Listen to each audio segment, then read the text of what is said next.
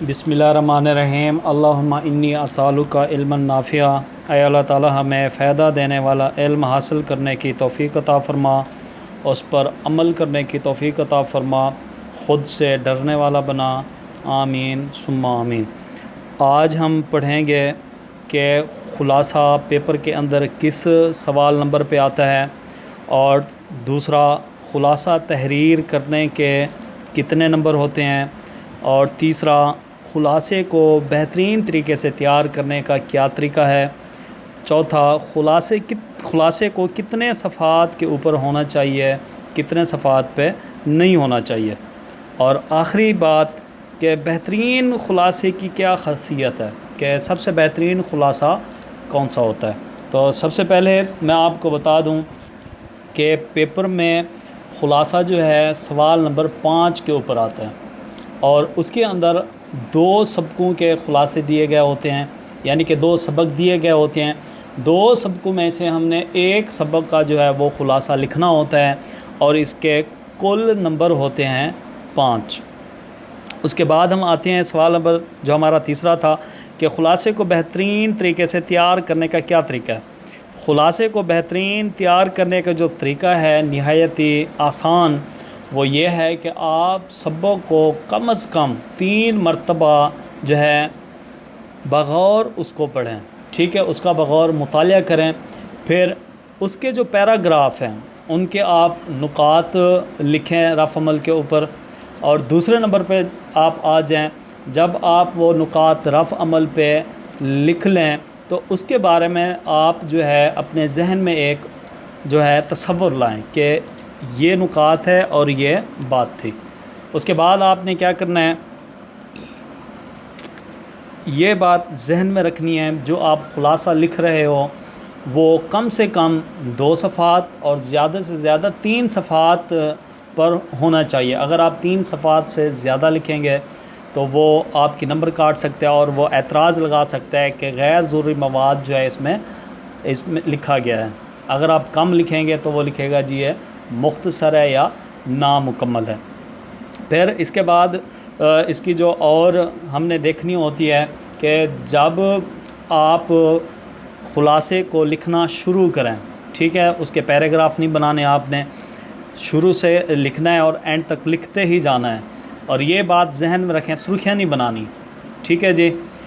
اب کرنا کیا ہے، جب آپ خلاصہ لکھیں تو جو آپ نے رف عمل کے اوپر نکات لکھے تھے، ٹھیک ہے جی، اس کی سرخیاں تو نہیں بنائیں، لیکن جب آپ خلاصہ لکھیں اور اس خلاصے میں وہ لائن آ جائے یا وہ لفظ آ جائے تو آپ نے اس کو مارکر کے ساتھ زہر کر دینا ہے، ٹھیک ہے جی۔ اس کے بعد جو ہے یہ آپ نے دھیان رکھنا ہے کہ سبق کا جو خلاصہ ہوتا ہے وہ 1/3 ہوتا ہے، ٹھیک ہے جی۔ اگر سبق کے 30 لینے ہیں تو آپ نے کتنی لائنوں پہ کرنا ہے، 10 پہ جو ہے نا بیان کرنا ہے، لیکن صفحات آپ کے ذہن میں ہونے چاہیے یہ۔ اچھا، خلاصہ لکھتے ہوئے آپ نے ایک اور بات ذہن میں رکھنی ہے کہ غیر سبقی مواد ہرگز نہیں لکھنا،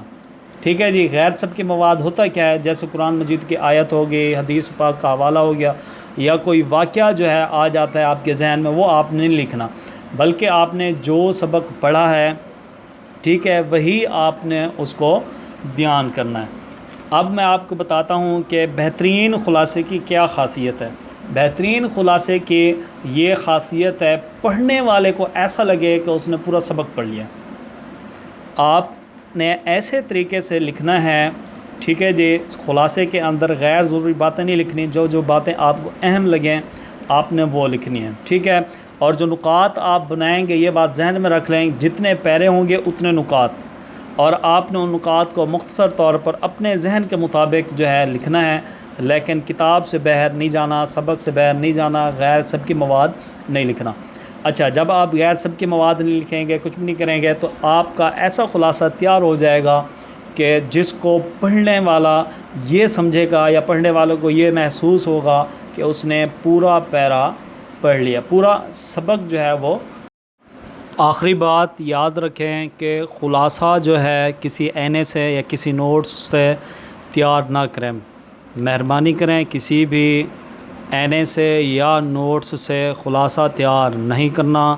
جو طریقہ آپ کو بتایا گیا ہے اسی طریقے سے کریں، پھر دیکھیں آپ کے نمبر کتنا آتے ہیں۔ اگر آپ نوٹس یا این اے سے تیار کرتے ہیں وہ خلاصے کا پھر خلاصی بن جاتا ہے، یعنی کہ بہت مختصر ہو جاتا ہے۔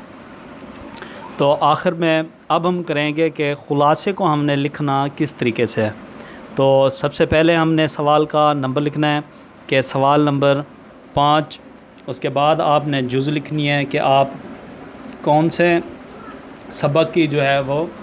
خلاصہ کر رہے ہیں، الف جز کا کر رہے ہیں یا بے جز کا۔ اچھا جی، اس کو لکھنے کے بعد پھر آپ نے لکھنا ہے سبق کا عنوان، سبق کا عنوان، پھر جو سبق آپ لکھ رہے ہیں جس کا خلاصہ اس کا آپ نے عنوان لکھنا ہے۔ جیسے پہلا سبق ہے ہجرت نبوی صلی اللہ علیہ وآلہ وسلم، اس کے بعد پھر آپ نے اگلی لائن پہ مصنف کا نام لکھنا ہے،